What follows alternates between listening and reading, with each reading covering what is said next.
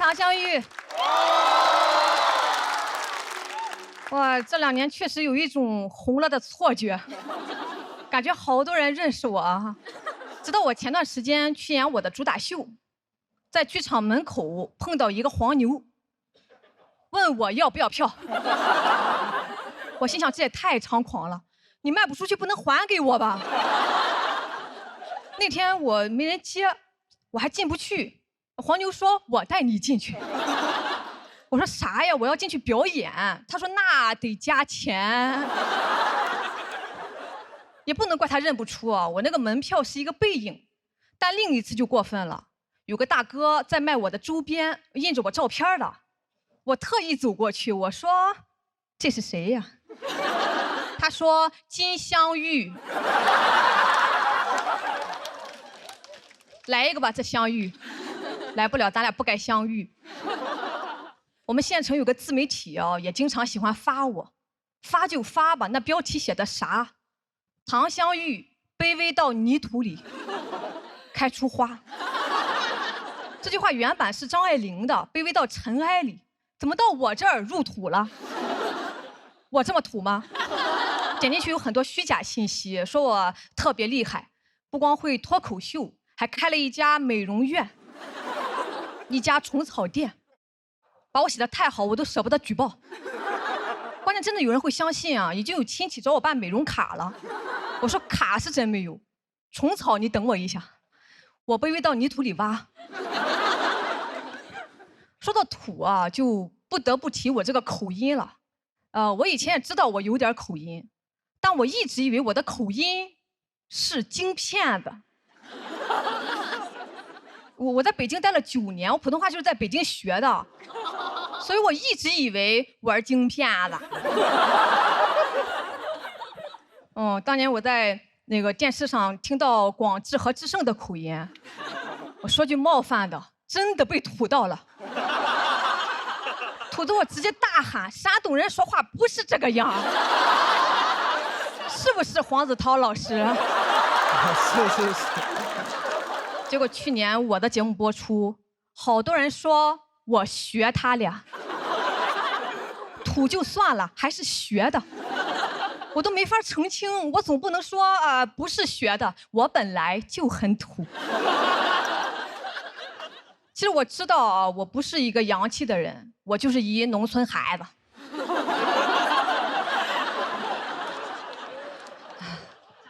长得也不洋气，尤其是这颗痣。总有人评论让我去点痣，好意的我都心领了，我去医院看过，他没事儿。但有那种特别强硬的，把痣点了，就好像这个痣是我偷来的，给我交出来。你说话这么管用，你不应该浪费在我身上啊！你应该去高铁站把烟掐了，去美国把枪放下。去你的吧，把嘴闭上。还有人劝我说：“哎，点掉了一定是大美女。”什么意思？我现在是太美女。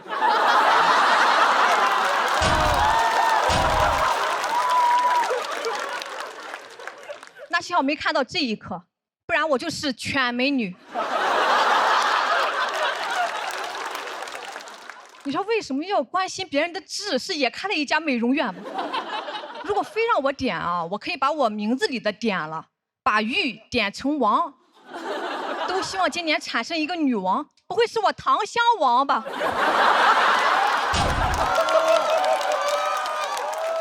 唐香王吧，怎么这么奇怪呀？说王不说八。反正说啥的都有，还把那种看面相的招来了。有的说有福，有的说克夫，我都行，都有用，真的有用。我表弟和我弟妹是那种多年的异地恋，特别不容易，定了去年结婚，结果去年都说是寡妇年，不能结婚。有听过这个说法的吗？有。我看什么封建糟粕都没见过。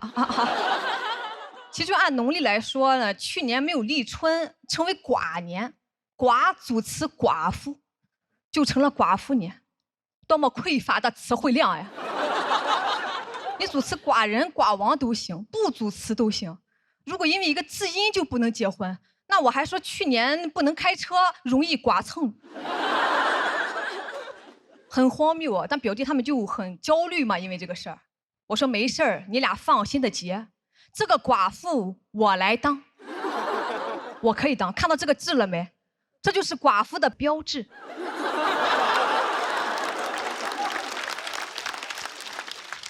我表弟感动坏了，说姐，那你牺牲太大了。我说不是你姐牺牲大，是你姐夫牺牲大，你姐夫直接牺牲了。所以这不是也有用吗？我就没动他。让我点痣的呢，我都拒绝了，说我装能割双眼皮，但不点痣。这话说的，我还能割，但不善舞呢。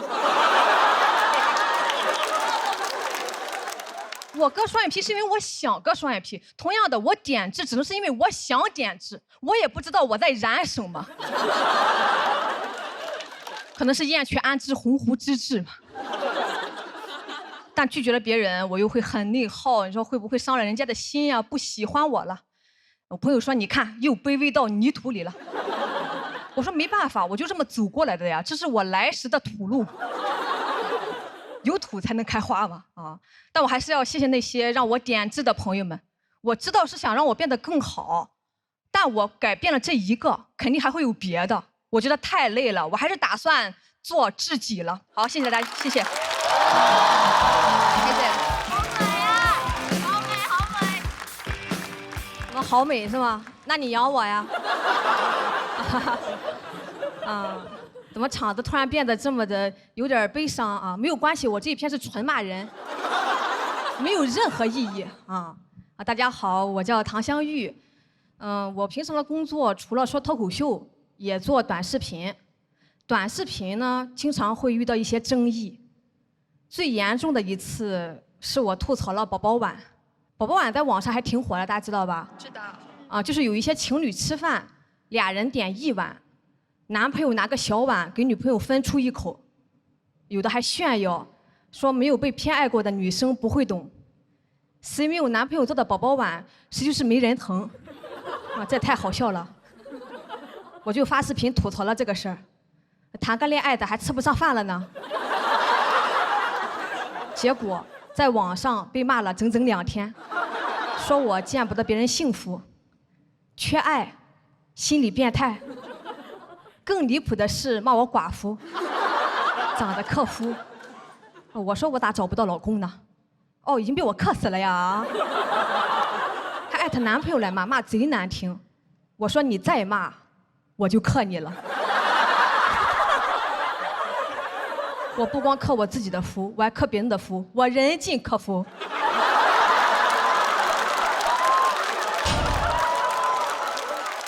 再加上营销号的各种搬运这个事就闹大了。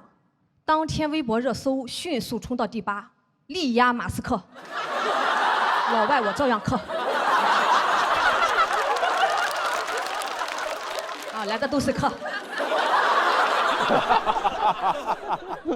热度越来越高，删了也没有用，删了又跑到我其他视频里去骂，株连9个视频。就在我实在受不了，准备要退网的时候，出现了一个关键转折点转折点来了我的偶像王嘉尔官宣了国内巡回演唱会，咔咔几个热搜，直接把我顶下来了。我当时就反应过来了，我根本不是没人疼。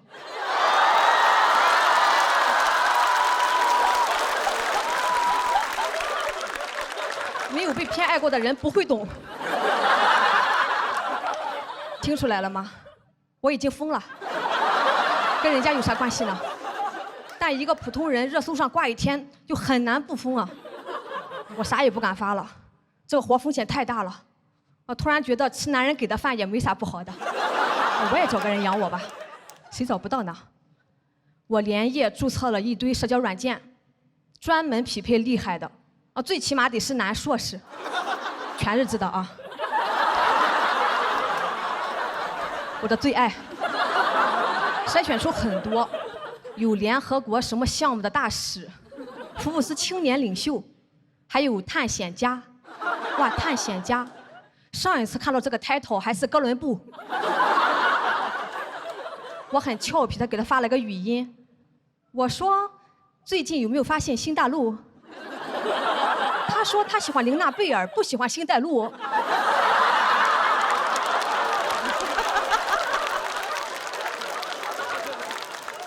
这样的口音条件，我俩还聊了3天。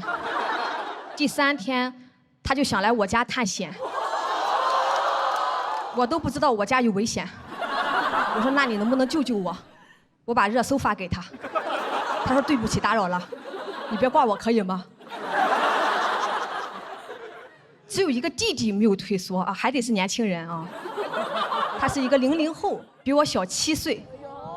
啊，我也没想到我这么坏。弟弟虽然年纪不大，但特别 man， 可以说是一个小小男子汉。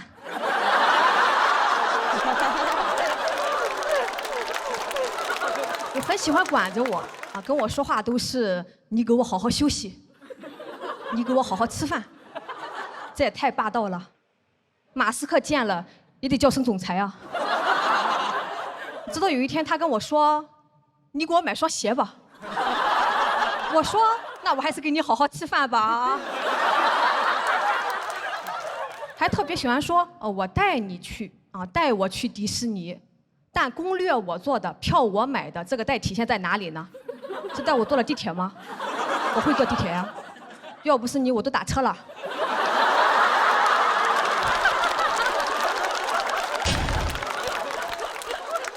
就甚至我朋友圈发过的旅游的照片，他转发给我说下次带你去。你们可能我发了是我去过了，我又不是偷的别人的朋友圈。行，那你带就带吧，我看你怎么带。哦，全程就给我买了1瓶水。哦，原来是小额贷啊！没有这瓶水我就渴死了呢。我说你可别再带我了，我现在都害怕，将来你走的那一天，会不会也要带我一起走？他说这就是一种说法啊，不重要，重要的是在他面前，我可以永远做一个小女孩。这也太宠了吧！但现在这个小女孩要自己养小女孩，还要养你这个小男孩，好像比我当独立女性的时候还要独立啊，甚至有点为母则刚了。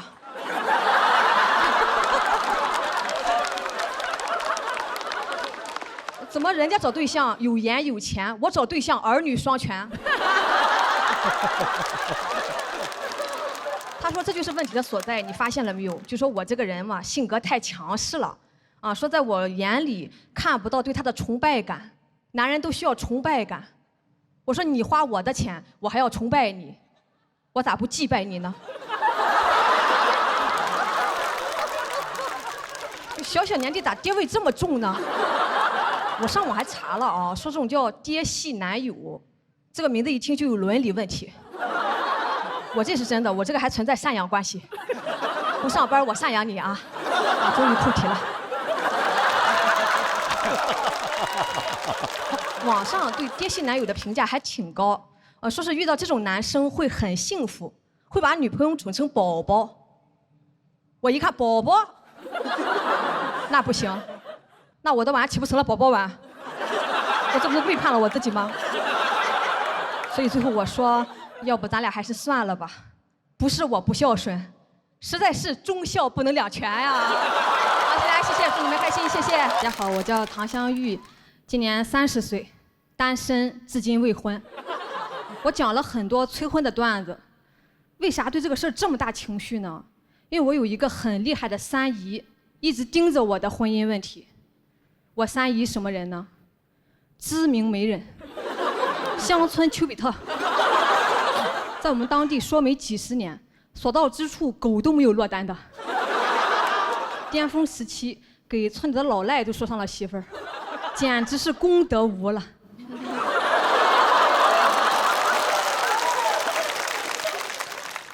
但我一直不找对象，很影响三姨的口碑，所以他现在是个男的都先介绍给他外甥女，不管有啥毛病。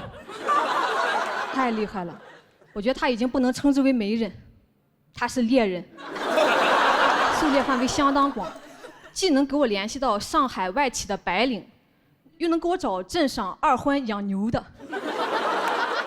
养牛挺好，二婚也可以，主要我小时候被牛顶过，受过伤。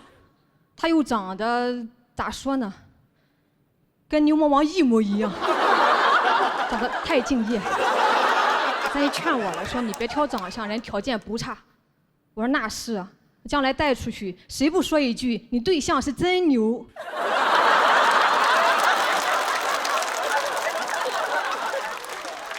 他说你管这些干啥？你要是跟了他，没别的，光牛肉都吃不完。我说就没别的了，你还是说点别的吧，我没有那么爱吃牛肉呀。三姨说那毛肚吃不吃？牛大哥其实人不错，聊了不到半个月，我就学会了养牛。我打听了一下，他老婆跟他离婚之后自己干也养牛，也就是说跟他有过情感纠葛的女人，都闯进了畜牧业。我突然有一个大胆的想法，我说比起婚姻，你可能更适合干培训，授人以牛也很牛。跟他比起来，白领哥的花样就多一些。我俩都在上海嘛，他一直说想约个饭，但迟迟定不下吃饭的地点。我寻思是不是怕花钱呀？那我来定也行。他说绝无此意，只想找一个能看到东方明珠的饭店。外企是讲究用东方明珠下饭。然后我们俩去了东方明珠旁边的海底捞，完全看不到东方明珠。吃着吃着，他突然说要对他父母好，他父母都没吃过海底捞。这孝心也太突然了，旁边的服务员都不敢动了。完了，我也没有服务过我的父母，当时就要买火车票回老家给父母洗脚，做美甲。我也不知道说啥，我说那咋办？那让你父母来一起吃。他说父母都在老家呢，没有来过上海，越说越伤心，最后发誓一定要带父母看一次东方明珠。眼看要哭了，我赶紧安慰他，我说这个事儿也不能怪你，主要责任在东方明珠。他在上海这么多年了，都没想过让你父母来看看，长个大高个子，一点人事儿不干啊！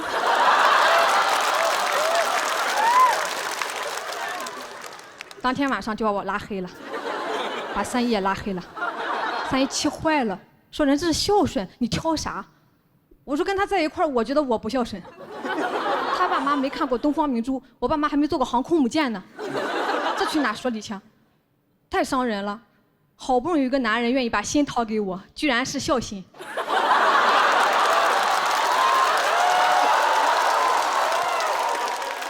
我也想跟三姨好好说话，像从前那样，但现在2句话就能扯到这些事儿上。前2天给我打电话聊起来，说一起跳广场舞的认识了一个姨，脾气好，人也勤快，要是能给我当婆婆就好了。我想问那个姨做错了什么？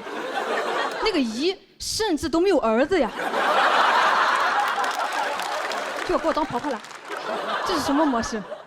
消失的她。老公已经这么没用了吗？哦，人问我你老公呢？我说还没出生呢。太独立了，咱们独立女性就找独立婆家。好像一切努力都是为了找个好婆家，从小就这样。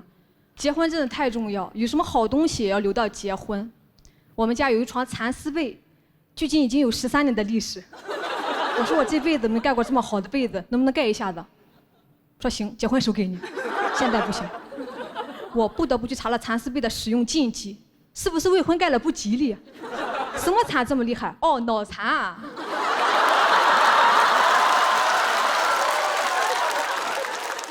我讲这些也有人问我三姨会不会生气。其实我在我短视频里已经讲过很多次了，她就是不往心里去，就是不跟我断绝关系。我今天借这个机会也想跟三姨说，为了你的事业，我真的尽力了。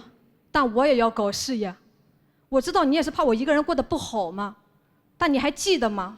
我会养牛，我能把牛养好，也能把自己养好。好，谢谢大家，谢谢。好，大家好，我是唐湘玉。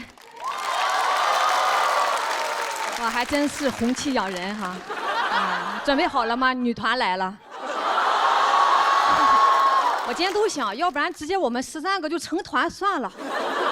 比什么赛？这个比赛把我搞疯了。哦，我虽然进了，但我每次分数都不高。上一轮我就觉得是时候拿出我最好的段子了。玩什么田忌赛马？我要惊艳所有人，可太惊艳了，倒数第一。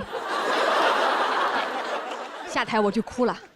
当时黑灯在我旁边，他也没说啥，默默地去给我拿了饭。平常都是我给他拿饭，我哭得更大声了。这什么行为？乌鸦反哺。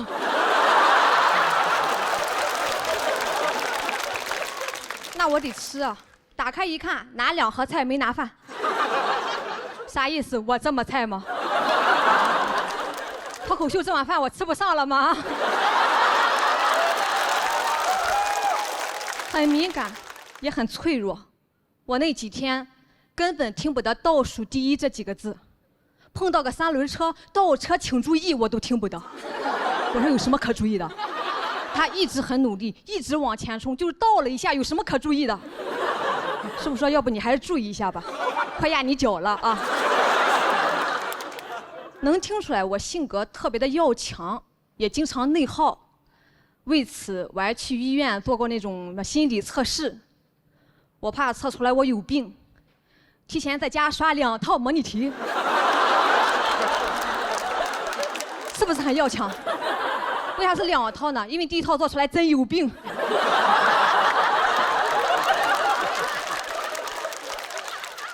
医生就说了，说你放轻松，你要知道你没有那么多观众。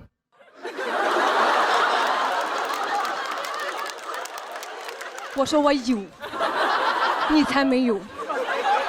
我当天就换了小璐姐的医生，我也想当超一流女演员。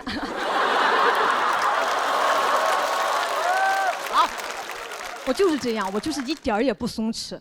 我从小受的教育就很难让人松弛。我爸经常跟我说要争气，啊，虽然咱比人家穷，但咱不比人家差。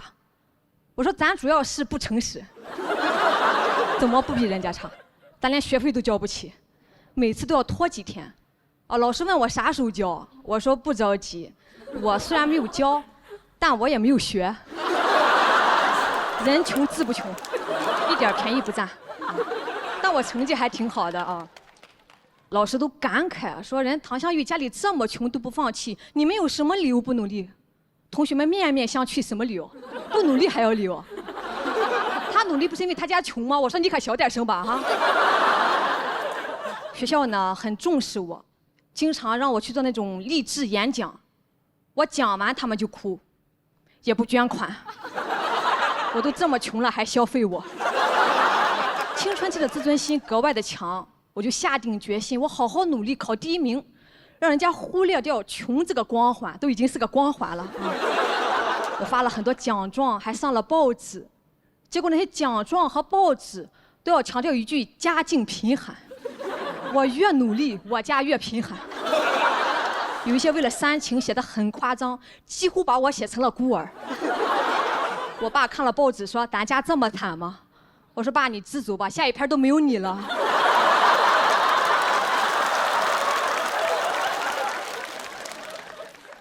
家里都求我说别再去演讲了，想要啥给你买点啥行吗？那我就不客气了，我要了一件棉服，有毛领子那种。毛领子什么概念？我们班花就穿毛领子的，我天天穿。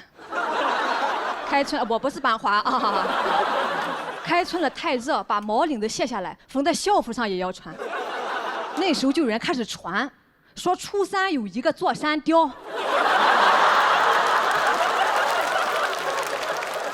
很时尚。这就是我的青春。我的青春也不是全是伤痕啊，全是伤痕。我本来以为也就这样了，不会有什么故事了。直到有一天放学，我遇到了一个骑鬼火的少年，他跟我要钱。我说你可真是有眼不识座山雕啊！你是不是穷疯了？我什么身价？只要我略施小计，我可以让你给我捐钱。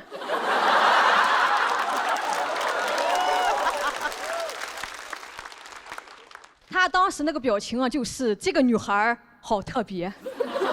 见过横的，没见过又穷又横的。被我怼得面红耳赤，整不会了。我骑上摩托这么穷就跑了。我说你说谁穷？我3轮车嘲笑我，摩托车也嘲笑我。1周之后，他来跟我表白了。这有什么好意外的？《流星花园》没看过吗？像我这种贫穷、倔强又耀眼的少女，一定会引起道明寺的注意。唐三太表白很用心啊，用的是当时最流行的方式，围了个心形，点蜡烛，很浪漫。但用的是家里停电时候那种白蜡烛，起鬼火还点鬼火。老远一看，我寻思跨火盆呢，毛领子差点给我点了。我没有答应啊，肯定不能早恋，后果太严重，万一被发现了，全校通报怎么办？通报上又写家境贫寒怎么办？这事儿呢都已经过去很久了，距离上一次比赛也过去半个多月了。我已经好很多了，我现在非常松弛，能看出来吗？你能看出来吗？我已经想通了啊，倒数第一怎么了？那至少还没有淘汰，3菜就算菜，还能继续比赛，还在桌上就有饭吃。我把今天当成我最后一顿饭，我使劲吃，我不光要吃饱，我还要吃好，我不光要3菜，我还要1汤。谢谢。大家好，我是唐湘玉。哇，总决赛就是刺激啊！这家伙把我搞得跟飞行嘉宾似的。我们节目也播了好几期了。前几天我爸给我打电话，说现在镇上、县里、市里都在找我。我一下就慌了，这是要通缉我。我没提家乡名字呀。他说你得提呀，你这不是白宣传了？我说我没宣传呀。你要不要看一下节目？我一句好话没说。家丑过养也可以叫宣传吗？高情商这一块还得是山东人哈。跟我说还要来采访他，怎么教育的？我说有没有可能人家说的是你怎么教育的？是不是太自信了？就好比哪吒闹了海，龙王带着虾兵蟹将打上门了，李靖说我不接受采访，海鲜也拿回去。根本听不进去，已经飘了整个人。当天就把自己的微信名从天道酬勤改成了湘玉爸爸。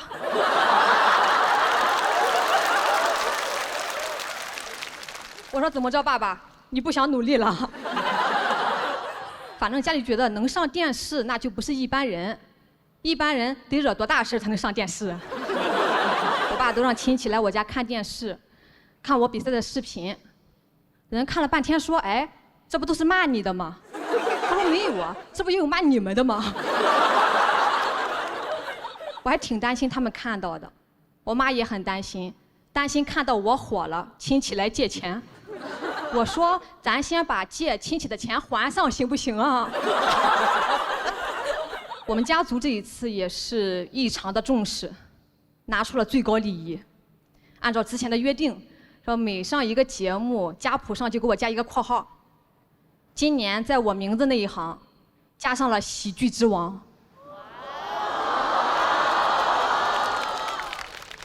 周星驰老师做梦都想不到，这辈子能上我们家家谱。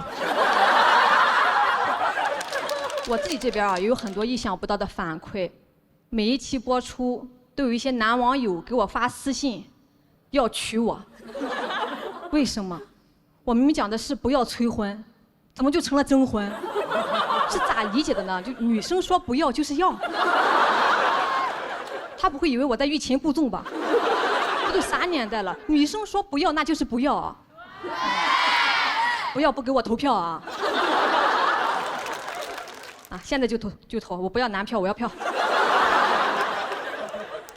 当然了呢，也有那种很真诚的人啊，他说很喜欢你。但感觉驾驭不了你，听听这个用词驾驭，我还以为离开职场我就不是牛马了呢。没想到到处是牛仔啊。类似的还有什么？好怕降不住你，你还怕降不住我，我都没怕磕不死你呢。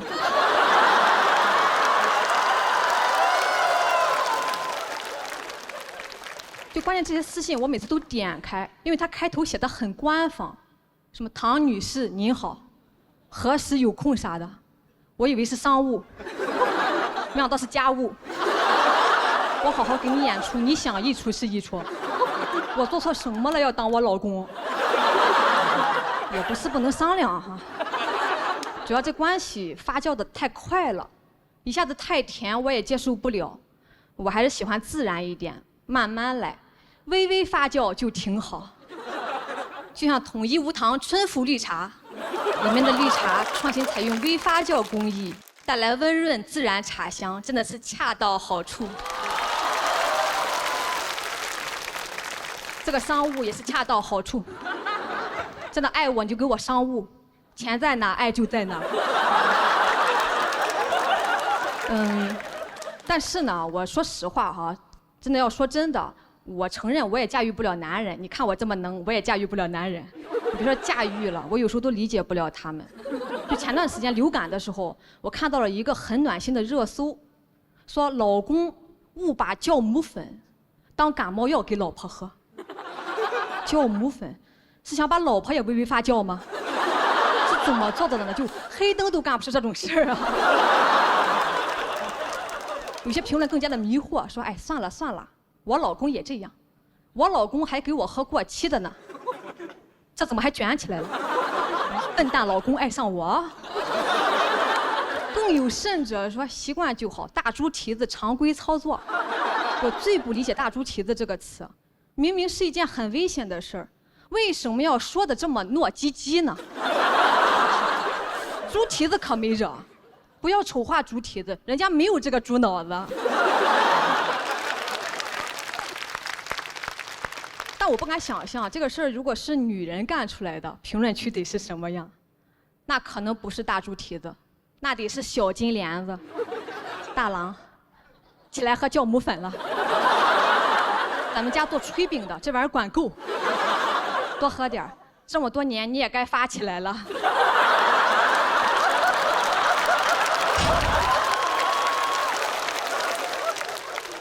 好像再离谱的行为啊，放在男人身上就容易被原谅，甚至有点可爱。但这是一种刻板印象啊，这是一种歧视，我觉得对哥哥们很不公平。我心疼哥哥，这就是在害哥哥，还常规操作。你不说他，万一他给自己喝，喝成了教父；万一他给领导喝，被领导捶得糯叽叽。你不心疼，我心疼。怎么办呀？这一期又表现得这么善解人意。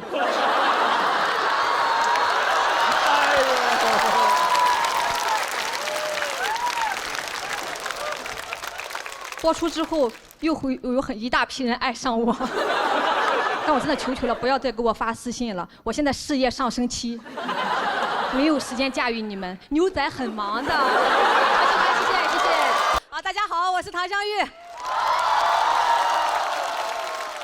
稍微有点缺氧了，太刺激了！今年确实是我没想到，我居然一上来就挑战大魔王。我本来还以为我会是大魔王，没事啊，能跟咱们珠心算神童打一场，我也算是走起来了嘛。哈哈，确实啊，我今年有很多新的尝试。过年的时候，我还登上了山东春晚。你们的反应特别好。当时这个消息一出来，很多人都以为我是回去贴脸开大的，结果播出来都说我被招安了。平常吐槽这不好那不好，一回去谁不说俺家乡好？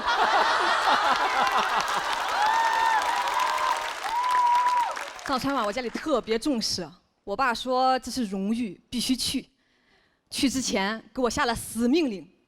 不许说山东不好。我说我从来没有说过山东不好，我一直说的是咱家不好。我爸说哦，那行。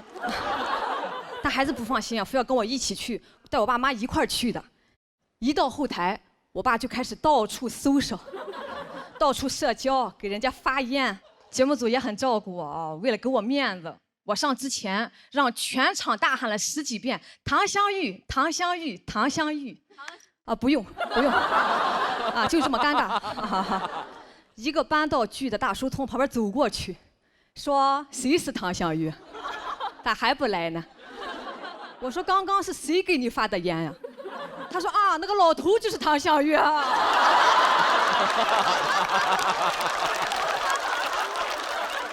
一句话差点把我噎死，我更紧张了。我一上台就开始打嗝，平均3句打1个。观众说讲的啥没记住，节奏是真好啊。录完我就直接回老家过年了。村长听说我回来了，来我家想要一些签名照。谁会随身带着签名照？我。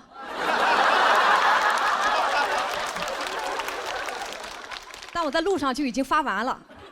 年底照相馆也不开，去打印店印了一些纸的。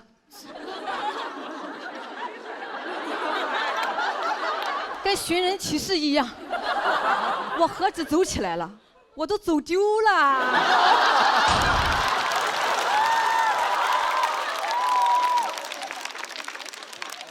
去年我在节目上讲了很多催婚的段子，还记得吧？啊，一度成为了我的舒适区。今年讲不了了，没有人催了。我的家人们对我异常尊重，尊重的像家人一样。尊重到毫无素材，我都得引导。我大娘问我啊20几了，我说31了。她说啊31了，我心想快说我快说我。她说31，好。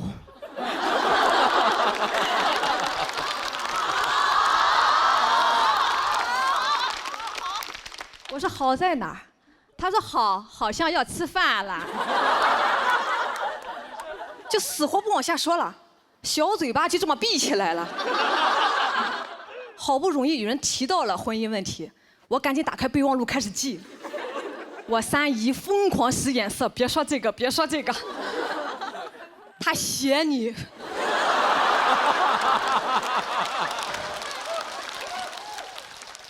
就好像我打开的不是备忘录，是生死簿。我现在不光克夫，也克亲戚了。可怜我3姨，一个开朗的媒婆，变成了回避型人格。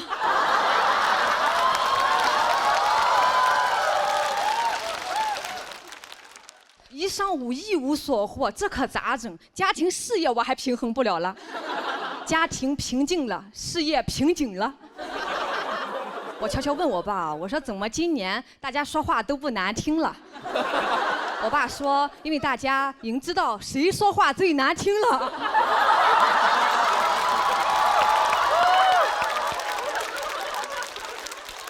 很多亲戚他是刷短视频看的我，短视频剪得稀碎，有些连梗都剪掉了，只留着我骂人的部分。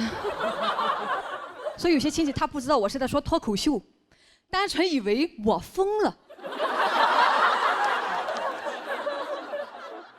我也没想到我一发疯，大家都正常了。吃饭之前，我大爷就我们家族现在权力最高的人，亲自过来问我：“你上哪一桌？”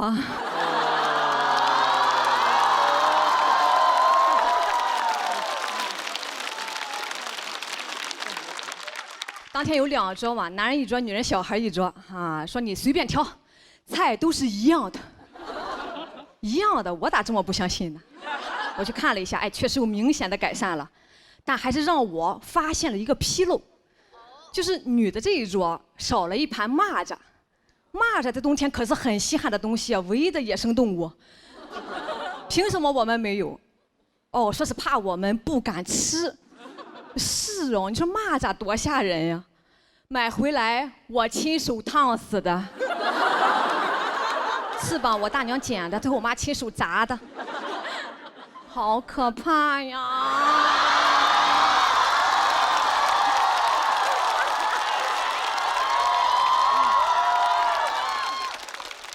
只敢做不敢吃啊！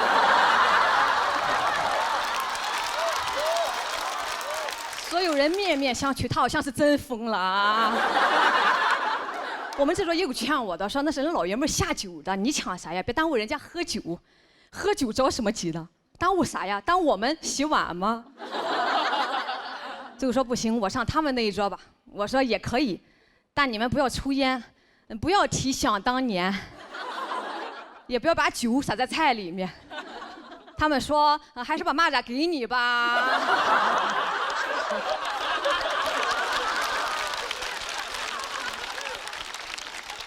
所以今年呢也没啥啊，没有什么翻天覆地的变化，就是吃上了蚂蚱。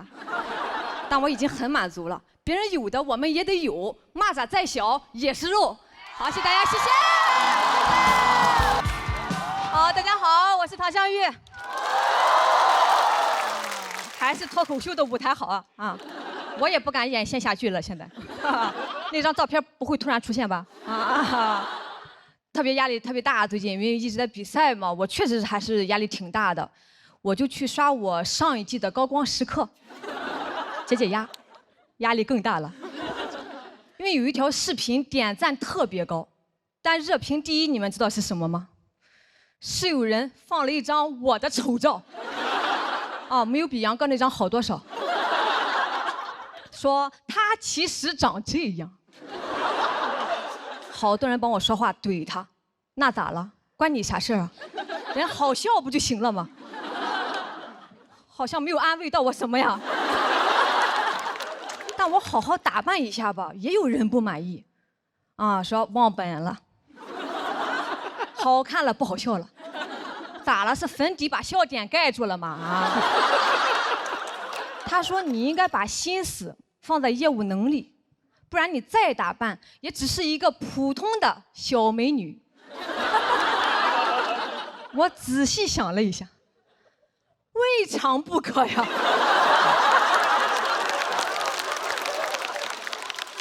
这有啥不满足的呢？以后再说我先叫我小美女，唐湘玉，你个小美女。没有，我没有这么洒脱。谁能保证可以一直好笑呢？我肯定会越来越美的呀。我觉得不行，得找找别的出路了。我就想办法去报名了今年的浪姐。啥呀？我又没去。啥呀？去面试了啊，面得非常好，表演了一段唱跳。导演说我太好笑了，又问我还有什么优势，我说我愿意照顾别人，情绪稳定，情商高。侯佩岑你们知道吧？难分伯仲啊。当时气氛也特别好，我出来他们还在笑，我就知道稳了，炸场了吗？这不是？开开心心回来等通知，为了这个我一场演出都没有接，专心准备出舞台。准备的是漂洋过海来看你。我和南瓜的定情曲。这是我的暖宝宝，不是卫生巾啊。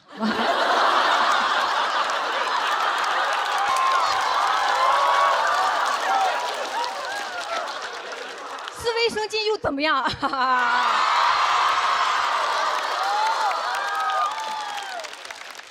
拿在手里了啊。南瓜不要担心我，我能挺住。就漂洋过海来看你。南瓜当时还说呢，说最近咋没见到你呀？我心想你以后更见不到我了，我要去浪了，漂洋过海来看我吧。相当膨胀，甚至爱奇艺咱们节目第2季，人来问我的时候，我还说那个先等一等吧，我最近喜欢吃芒果。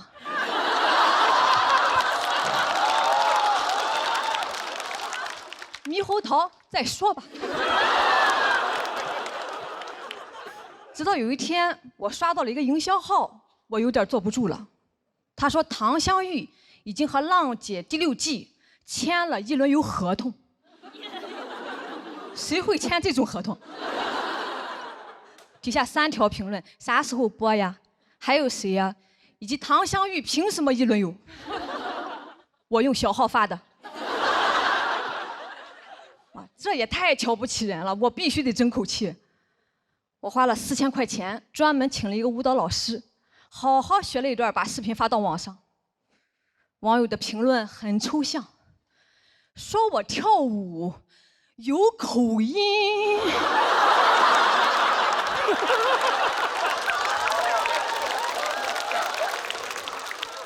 跳舞怎么有口音啊？俺是山东的，山东淄博的。说我的那个魏舞跳出了山东人的铮铮铁骨。当然了，也有夸我多才多艺的，问我什么时候学的手语。我不语，只一位魏舞。老师说你找一面墙，用胸腹胯依次去顶它，你就学会了。我做了几个，怎么说呢？快爬上去了。不是魏舞，是壁虎。你说这可怎么办呀？肯定选不上了。老师说选上了可怎么办呀？不会还找我吧？啊？你这边笑的也太过分了，纯嘲笑呀！我只能安慰自己啊，我说哎，就算咱这方面确实是有不足，但万一呢？万一人家就是需要一个废物。成长线才好看嘛，那谁想看那种上来就唱得好、跳得好的呀？你想看吗？啊，小点声吧，小点声吧啊！别再说话了啊！一直忐忑的等到了大年初8，我刷到了路透，人家已经开始录了，都快1公了，我还在村里吃席呢。一轮游不是得去吗？但我的判断也不是完全错的，至少佩岑姐选上了。心里很失落的还是就好想被人坚定的选择呀。我想了想，我很少被坚定的选择。我大学的时候去找兼职，有一个做礼仪的活儿，我很好心，我还叫上我2个舍友一起去。那个中介看了看我们仨，跟我说他俩留下，你可以先回去了。我舍友都懵了，怎么你也是中介呀？啊？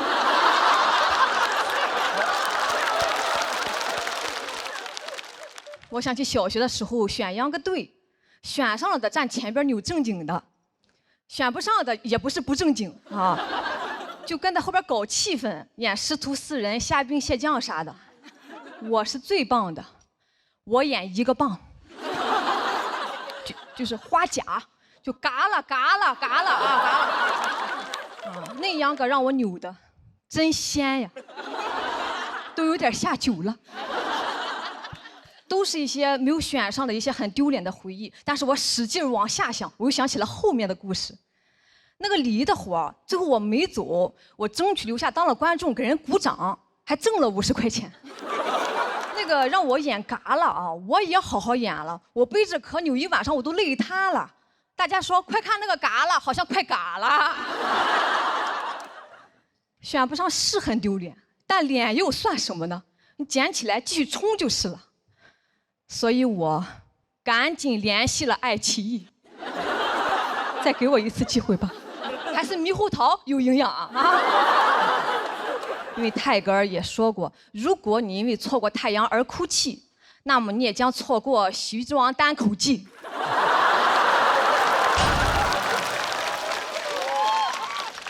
多好呀，至少游到第2轮了。我就是这样，有一点希望我都不会放弃，我就是要挣扎，风浪再大我也要威武一下。好，谢谢大家，谢谢。好，大家好，我是唐湘玉，又来录节目了，非常开心。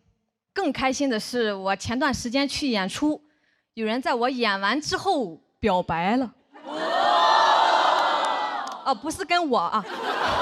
你怎么还松了一口气啊？就是我上场前有个男观众来问能不能加一下这个环节，他有个喜欢的人，我说我都行，但你得想好，我的内容可能不利于表白。我有点冒犯，就多少会吐槽一下男生嘛。他说没事儿，他不一样。他说完这句话，我就知道他一样。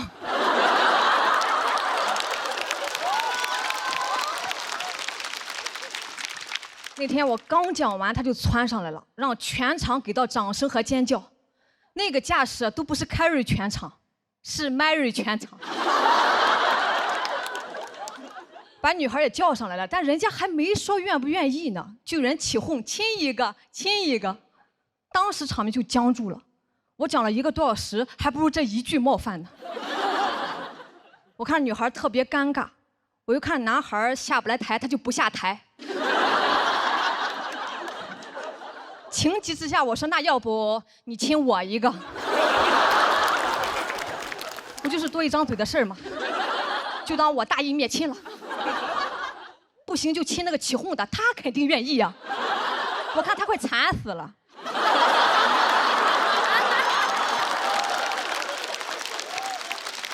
对吧？跟谁过不是过呀？哎呀，磕死我啦！我已经5年没有亲过嘴了，说出来又如何？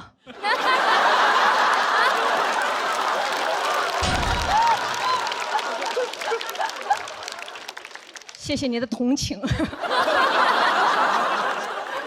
谢我一个。全是同情分啊，今天很感谢。但这一段播出之后啊，我不希望有人给我发私信说可以亲我啥的，也不要发你的嘴。我要的不是这个，也不要发别的啊。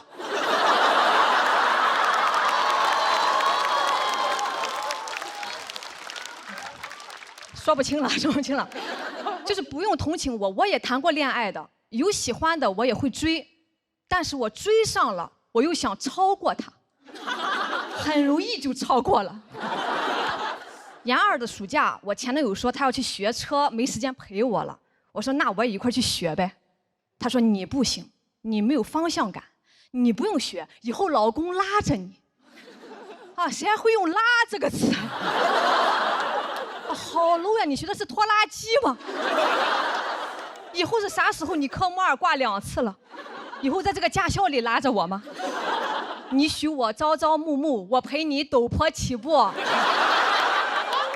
到科目3更不得了了，晚上打电话就是给我讲发动机、仪表盘。那段时间我舍友都以为我谈了个飞行员。我本来我就严重的晕车，听不了这些，听都很想吐，可把我前男友担心坏了，担心我以后吐他车上，说以后坐他的车我得空腹。我就知道跟着他得饿肚子啊！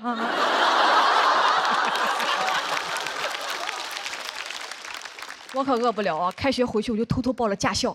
哎，我惊喜的发现啊，开车是不晕的，那刹车油门你自己掌握你就不晕了。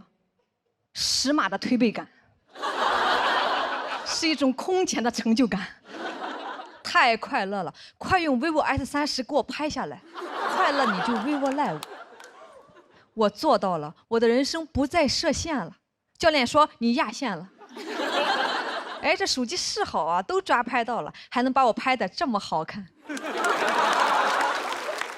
真的太努力了。为了比我前男友早考出来，那学期的选修课我都不上了，赢才是我的必修课。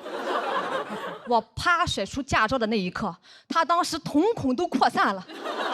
啊，超过我了！我说嗨，一脚油的事儿。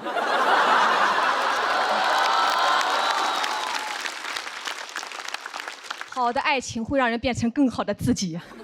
别人谈恋爱是宝宝，我要跟你幸福，我是宝宝，你服还是不服？其实他对我呢，咱们说也算是真不错啊。平常出去约会啊，他都说你啥都不用管，老公安排。安排就是骑电瓶车拉着我去吃个鸡公煲。为啥骑电瓶车呢？因为他科目3也挂了。哦，我说那要不我来骑吧，前面有挡风还能暖和一点。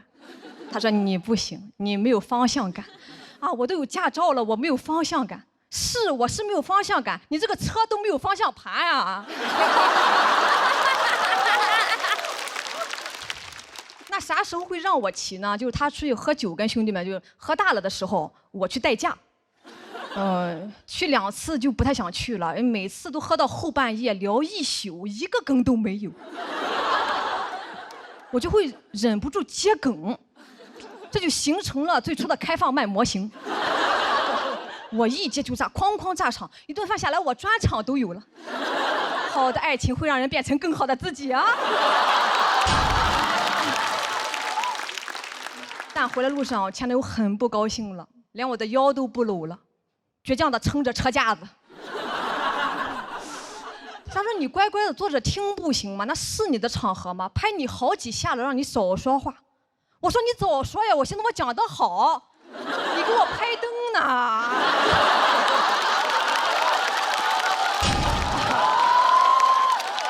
这才是拍灯啊！很快我就提分手了，他很难过，说从外形啊各种表现来看，满分10分，他朋友们给我打了5分，但他依然很爱我。我说你要真的很爱我，你就不会跟我说这个，因为我朋友们给你打了不及格，我都没好意思跟你说。我也是真不错，随便一表现就得了5分，怪不得后来我的专场在豆瓣9.5分。说出来太爽了。这些年吧，男人没留下，留下了一身本事，所以这一篇也算是一封感谢信吧。最近又想长长本事了。正好有一个恋综联系我，但同时也想联系我的前男友，是那种在前任上的恋综，前任看着我谈恋爱，这也太刺激了。我想去，好久没骑电瓶车了，所以这一篇也算是一封邀请函吧。你在看吗？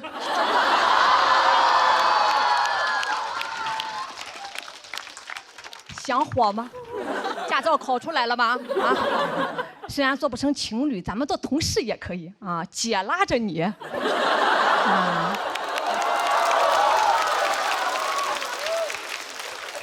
到时候你也是啥也不用管，你就乖乖的，你少说话就行了。好，谢谢大家，谢谢。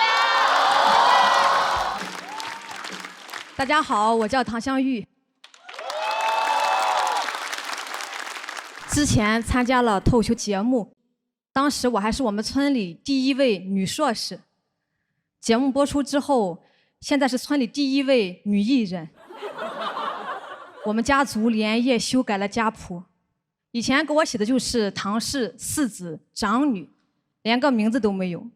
现在给我改成唐氏4子长女相遇（括号上过脱口秀节目）。还说以后我每上一个节目就再给我加一个括号。照这个速度发展下去，将来很可能给我单独建一个祠堂。去相亲也有优势了，人家说我有车，我有房，我说我有个祠堂。家里还是在催我找对象，今年的形势更加严峻，连我弟都快结婚了。我爸愁坏了，他说你到底结不结？你不结，你弟还得结。我说他又不是跟我结，这都得赔一个吗？我现在还不想结，我妈说我知道你不想结，但你先结。问题是我跟谁结？他急了，你先别管跟谁结，你先结。我已经听不懂了，都说现在婚姻自由，没想到这么自由哈！这玩意儿都能预售了吗？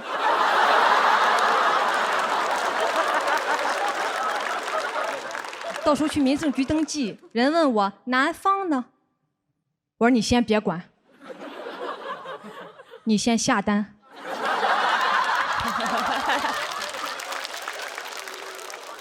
30个工作日肯定发货。家里很怕我将来没有人要，从小就给我预设了一个婆家。4、5岁的时候就跟我说，你不叠被子，以后婆家笑话；不会包饺子，婆家笑话。所以我从小就觉得婆家好像不是啥好地方。我从幼儿园就开始恐婚了。那时候你要跟我说狼来了，我一点都不害怕。你要是说婆婆来了啊，那我就想从学校里逃学也得回家叠被子，一边叠被子一边包饺子。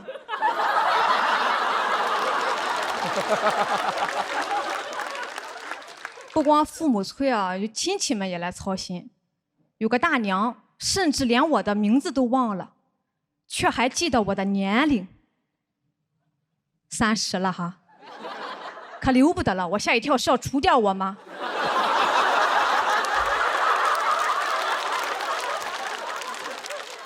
他说再不找，就真的没有人要了。我说那你就除掉我吧。还有人来提醒我，你弟的媳妇儿将来进了门，以后你就是外人了，你知道吧？我只知道嫁出去了是外人，怎么嫁不出去也是外人？我到底是哪里人？里外不是人。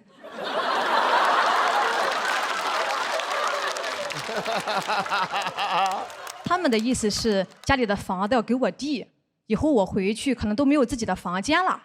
我弟一听就急了，凭什么呀？不是说给我买个新房子吗？他们把这个矛头转向了我表妹。你姐姐已经魔怔了，你要是不赶紧成家，以后就跟她一样，到处漂泊，没有人管。我表妹都要哭了，还有这种好事啊？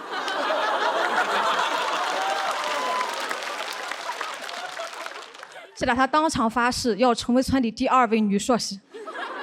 啊，生育率没帮上忙，升学率我带起来了。我说表妹，你千万别害怕，没有家不要紧，咱还有个祠堂呢。你也别叫我表姐了，叫我堂姐。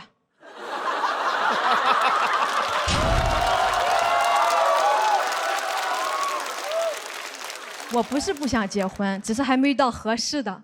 就像现在，我也没想出合适的结尾，但我决定听我妈的，不管了，我先结。好，谢谢大家，我是唐玉，谢谢。大家好，我是唐香玉。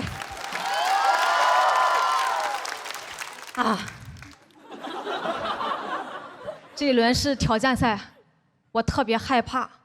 朋友给我想办法，说你那到时候你就放狠话，谁敢挑战你，你就嫁给他。我说那不都得站起来呀？我还不知道他们爱江山更爱美人。我想好了，我也不紧张了，反正今天要么晋级，要么办婚礼。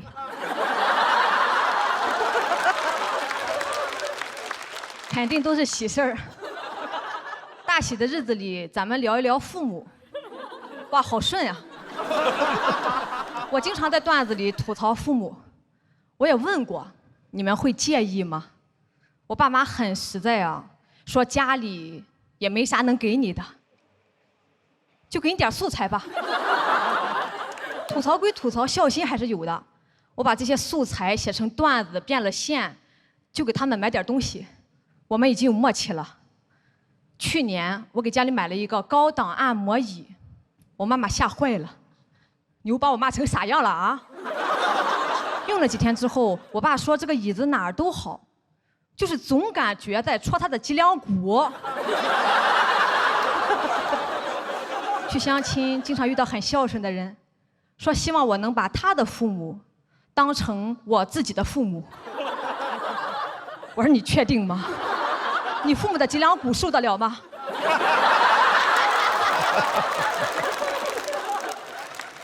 家里也不图我什么，这些年对我就2个心愿：一，考个公务员；二，找个公务员。排名不分先后，但我至今都没有做到。我爸爸的眼睛里现在已经没有光了，他说走在路上都感觉人家在笑话他。我很想知道这个人家到底是谁家，为什么这么多年不肯放过我爸爸？其实，在我们村里啊，最大的不孝就像我这样，30了没有稳定的工作，也不找对象。我现在回去都不敢多逗留，往村口一站，那就是顶流，就是舆论的漩涡。什么单身狗已经是好听的了，据说我现在已经离过2次婚了。更离谱的是，因为我跟黑灯关系好，说我跟一个盲人在一起了，眼神不好才看上我。黑灯下的火速澄清，我没有看上你，我都没有看见你。我妈说不行，得回来，得亲自打破这些谣言。我就回老家跟着吃了一个席。哇，那个席上的每一个人都能审判我，那都不能叫开席，那叫开庭啊。他们那个眼神啊，就是你怎么敢的呀？你怎么敢活得这么爽？有个大爷话都说不利索了，还要坚持当审判长。他说我现在20、30潇洒，40、50肯定后悔，70、80老了瘫了没人管，几句话概括了我一生呀。我说大爷，你保重身体吧，等我到了70、80，你来管我。他说我哪能管那么远？我说但你管得快呀。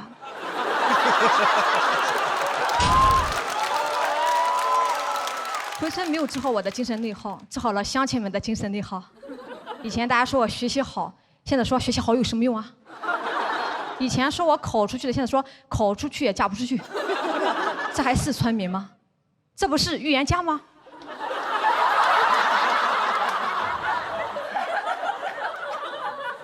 那个席上大家对我的评价就分成了2派啊，一派叫读书读傻了，另一派叫读书读野了。别人是又蠢又愚，我是又傻又野，怎么听都不像好话呀。那还好没读博士，要不然就是傻野博士。